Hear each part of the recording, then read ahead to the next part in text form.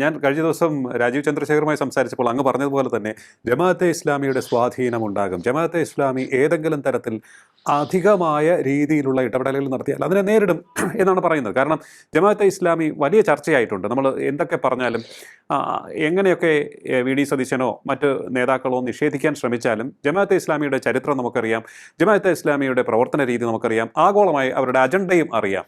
അപ്പോൾ ജമാഅത്തെ ഇസ്ലാമി ഇനിയും എന്തായാലും ചർച്ചയാകും കേരളത്തിൽ. ബി ജെ പിയുടെ 3 അംഗങ്ങളും നിയമസഭയ്ക്ക് അകത്തുമുണ്ട്. അപ്പോൾ ഇത് ഇനി അങ്ങോട്ടുള്ള രാഷ്ട്രീയ സമവാക്യങ്ങൾ അല്ലെങ്കിൽ രാഷ്ട്രീയ പ്രവർത്തനങ്ങളെ ഏത് രീതിയിലായിരിക്കും സ്വാധീനിക്കുമെന്നാണ് അങ്ങ് കരുതുന്നത്?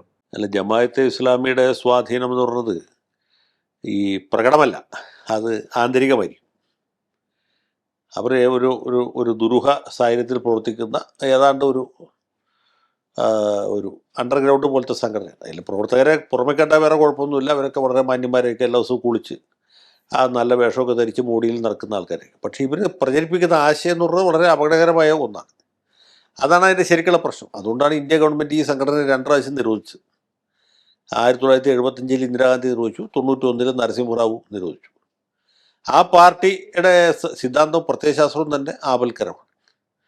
അത് അറിയാത്ത ആളല്ല സതീശൻ. പക്ഷേ സതീശൻ ഒരാൾ മാത്രമാണ് ഈ ജമാഅത്തെ ഇസ്ലാമിയെ വെള്ളപൂശി അവർ മതരാഷ്ട്രവാദവും പണ്ട് ഉപേക്ഷിച്ചു എന്നൊക്കെ പറഞ്ഞത്.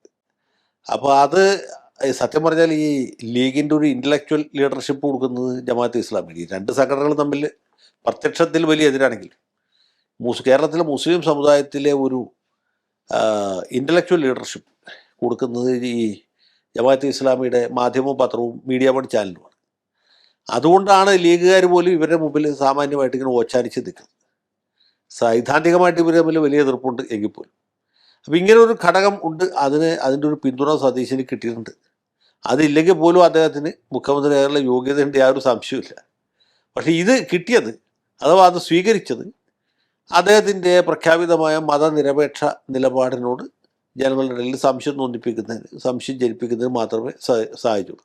എന്തായാലും ഞാൻ തുടക്കത്തിൽ പറഞ്ഞതുപോലെ കെ.സി. വേണുഗോപാൽ പിണങ്ങി നിൽക്കുകയാണ്. അദ്ദേഹം ഇടഞ്ഞു നിന്നാൽ വി ഡി സതീശൻ്റെ പ്രവർത്തനത്തെ അത് ഏതെങ്കിലും തരത്തിൽ ബാധിക്കുമോ?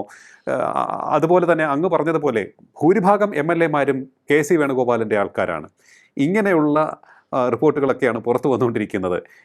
വി ഡി സതീശൻ നമുക്കറിയാം എല്ലാ വെല്ലുവിളികളെയും വളരെ വിദഗ്ധമായി അതിജീവിച്ച് മുന്നോട്ട് വരുന്ന ആളാണ്. കോൺഗ്രസിനുള്ളിലെ ഈ വെല്ലുവിളികളെ അദ്ദേഹത്തിന് എത്രത്തോളം സുഗമമായി അതിജീവിക്കാൻ സാധിച്ച് ഒരു മുഖ്യമന്ത്രി എന്നുള്ള നിലയിൽ പേരെടുക്കാൻ സാധിക്കുമെന്നാണ് ഞാൻ കരുതുന്നത്? അല്ല, ഇപ്പോൾ ഇതിൻ്റെ അകത്ത് ആന്തരികമായിട്ടുള്ള പ്രശ്നങ്ങളുണ്ട്. ഒന്നാമത് ഈ ഘടകകക്ഷികളെല്ലാത്തിനും ആട്ടിത്തെളിച്ചു കൊണ്ടുപോകാന്ന് വെച്ചാൽ അത്ര എളുപ്പമല്ല. ഇപ്പോൾ ലീഗ് പിന്തുണച്ചു എന്ന് വെച്ച് 5 കൊല്ലം ലീഗിൻ്റെ പിന്തുണ ആ നിലയിൽ കിട്ടണം നിർബന്ധമില്ല. കാരണം ലീഗുകാർ അനാവശ്യവും അവിഹിതവുമായ ഒരുപാട് ഡിമാൻഡുകൾ മുമ്പോട്ട് വയ്ക്കും.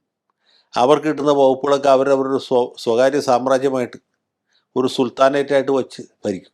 അതിൽ വേറെ ആർക്കും പ്രവേശനം അനുവദിക്കില്ല. അത് വേറെ പ്രശ്നമാണ്. മറ്റ് ഘടകകക്ഷികൾ സ്വാഭാവികമായിട്ടും ഇത് കാണുമ്പോൾ അവർക്ക് വലിയ അസൂയ മനപ്രയാസം ഉണ്ടാവും. കാരണം ലീഗുകാർ മാത്രം കൈയിട്ട് വരും, നമുക്ക് ആർക്കും സാധ്യതയില്ല, സൗകര്യമില്ല. പിന്നെ അവരാൽ കഴിയുന്ന രീതിയിൽ കൈയിട്ട് വരാൻ തുടങ്ങും. അതാണ് അവിടെ സംഭവിക്കുന്നത്.